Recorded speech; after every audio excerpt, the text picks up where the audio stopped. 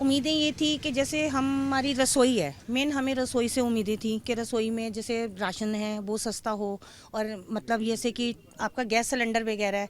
Gas cylinder कहाँ हम कभी किसी टाइम पर 410 रुपये का लेते थे, आज वो सिलेंडर हमें 1000 रुपये का पड़ता है। 7 से 8 9 हज़ार रुपये की नौकरी में मकान किराए के, सिलेंडर का, बच्चों को पालें, ठीक है, और या फिर हम मकान किराए पे रहते हैं, किराया भरें। हम तो मतलब सिलेंडर और सिर्फ अपना राशन ला के भी नहीं, बच्चों की रोटी भी पूरी नहीं कर पा रहे हैं। आज की सिचुएशन यही हो गई है। बाकी अगर अदरवाइज़ आप मार्केट से कुछ भी ले लीजिएगा, किसी बजट में कोई भी तो रियायत नहीं है। तो लेडीज़ क्या करेगी, या घर की महिला है, या घर के जेंट्स भी हैं, पुरुष भी कहाँ तक करेंगे।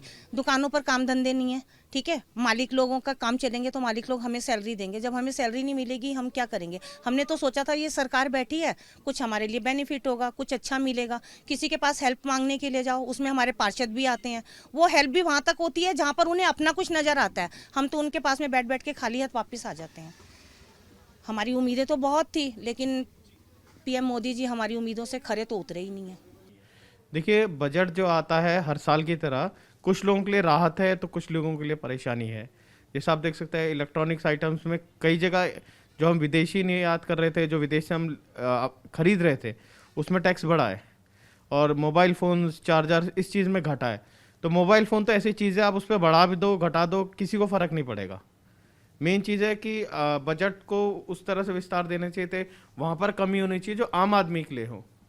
जैसे देखिए, आप जो एजुकेशन सेक्टर है, इसमें क्या नया दिया है, होटल व्यवसाय वालों को क्या दिया है, बेरोजगारों के लिए क्या दिया है।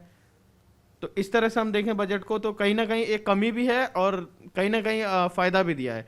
कृषि के लिए जो उपकरण है वो सस्ते हो गए हैं, तो किसानों को थोड़ी सी राहत मिली है। लेकिन इसके साथ एक किसानों को शायद एक शिक्षा भी देनी चाहिए, किसानी की तरफ लोगों को ज़्यादा से ज़्यादा ले जाना चाहिए।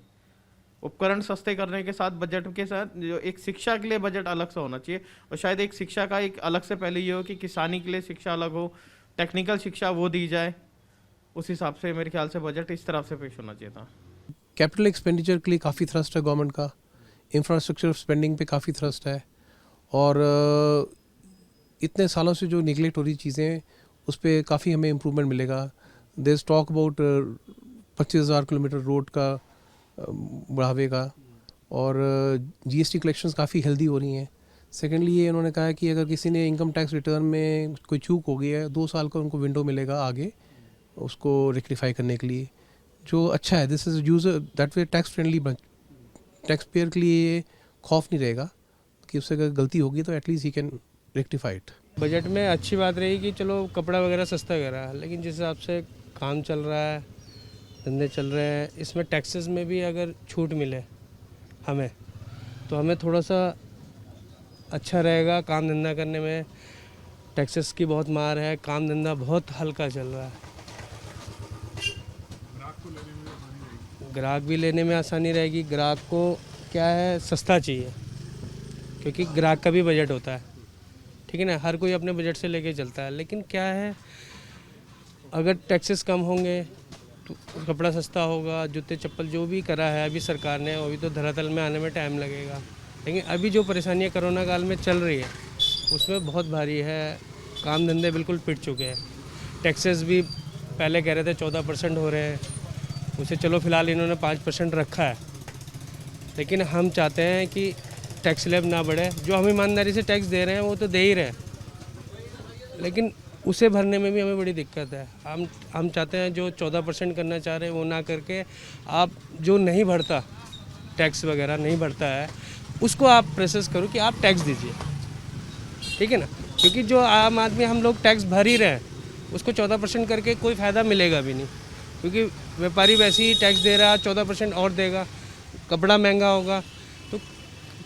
होगा तो आम जन में ही तो फ़र्क पड़ेगा, ठीक है ना। तो हम चाहते हैं कि भाई सस्ता मिले और सस्ता ही बेचे, 2 पैसे दुकानदार को भी बचे। अभी जो बजट पेश हुआ उस हिसाब से जो अभी मोबाइल और चार्जेस वगैरह में और कुछ लेंसेज वगैरह में है, कहीं ना कहीं थोड़ा सा ये कि सपोर्ट तो हुआ है, क्योंकि कहीं ना कहीं प्राइस थोड़ा सा अभी बढ़े हुए थे पहले, तो रियायत तो मिली है। बाकी ये है कि अभी कुछ और जो टैक्सेस लगते हैं, जो बाहर से माल आता है या कहीं और से आता है, तो उसमें थोड़ा सा और कम हो जाए तो और ज़्यादा बेटर रहेगा हमारे लिए, ताकि फिर मार्केट उस हिसाब से सेल भी होगा उतना, तो यही मैं कि अच्छा बजट है हमारे लिए तो।